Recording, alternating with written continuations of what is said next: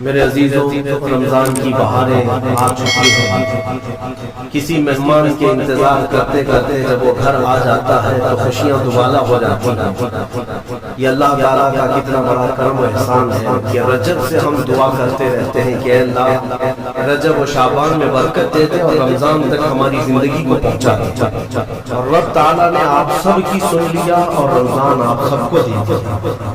ورنہ آج بھی کچھ لوگوں کی موت ہوئی، آج کے دن بھی کئی لوگوں کی موت ہوئی ہے، چاند دکھنے سے پہلے بھی کچھ لوگ قبرستان جا چکے ہیں۔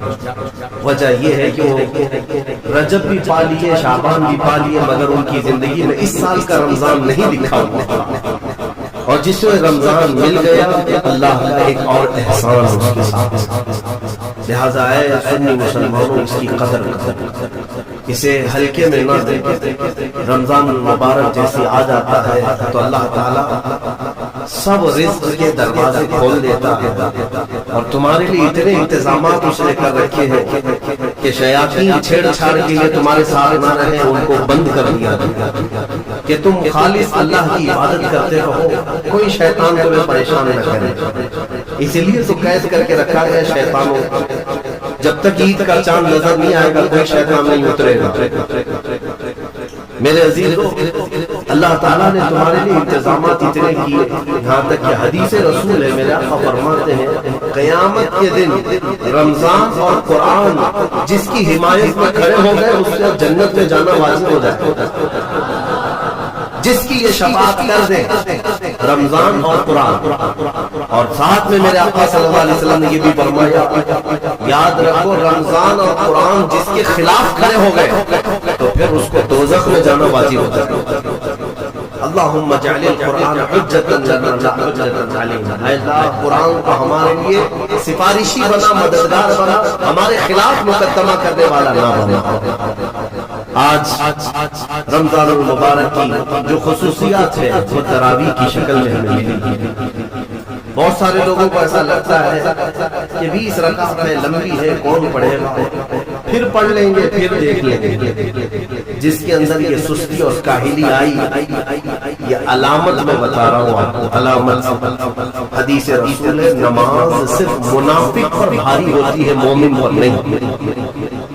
مومن ہوگا تو نماز میں لذتیں محسوس کرے، منافق ہوگا تو اس کے لیے نماز اور بھاری ہوتی ہے۔ ارے امام صاحب اتنی لمبی قرات کرتے ہیں، کھڑے ہیں تو کھڑے ہو گئے، رکوع میں جا ہی نہیں رہے، یہ کس کو بھاری لگتی ہے؟ جس کے اندر نفاق۔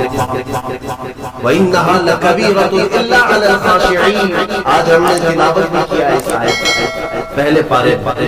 رب تعالیٰ فرماتا ہے یہ اللہ سے خوف کرنے والوں کے لیے نماز بھاری ہو ہی نہیں سکتی، منافقین کے لیے یہ بھاری ہے۔ قرآن میں ان کی صفت بیان کی اللہ تعالیٰ نے، منافقین جب نماز کے لیے کھڑے بھی ہوتے ہیں یراؤون الناس، لوگوں کو دکھانے کے لیے کھڑے ہوتے ہیں، اور لوگوں کو دکھانے کے لیے کھڑے ہوتے ہیں، ان کا ایمان ہی نہیں ہوتا کہ اس نماز سے کچھ ملے گا۔ اسی لیے اپنی کیٹیگری چیک کرنے کا بھی یہ مہینہ ہے کہ ہم ایمان والوں میں سے ہیں کہ منافقین میں، کیٹیگری چیک ہو جاتی ہے۔ اس لیے اس دن کی، اس رمضان کی صفوں کو خالی ہرگز ہونے نہ دیں، ورنہ نفاق کا دھبا لگ جائے۔ بہرحال ہم معمول کے مطابق تفسیر قرآن، جیسے ہر سال میری عادت ہے میں قرآن کی تلاوت کرتا ہوں، اس کے کچھ گوشے آپ تک رکھنے کی کوشش کرتا ہوں۔ سورہ فاتحہ کے بعد پہلی سورہ قرآن میں سورہ بقرہ، سورہ بقرہ سب سے بڑی سورہ ہے قرآن پاک، تقریباً 2.5 پارے پر مشتمل ہے، 280 کے قریب آیات، اور سورہ بقرہ کی بڑی برکتیں بھی ہیں۔ ایک روایت میں ملتا ہے کہ پورے قرآن کا جو کچھ بھی مضمون ہے اللہ نے وہ سب سورہ بقرہ میں بیان کیا۔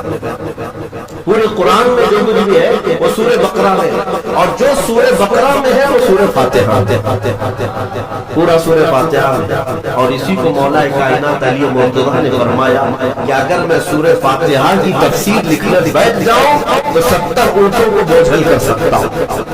کیوں؟ اس لیے کہ سورہ فاتحہ ہی قرآن کا نچوڑ ہے، قرآن کا خلاصہ۔ ایک اہم آیت اس میں تفسیر سننے کے پہلے آداب بھی بتا دوں، قرآن پڑھنے کے لیے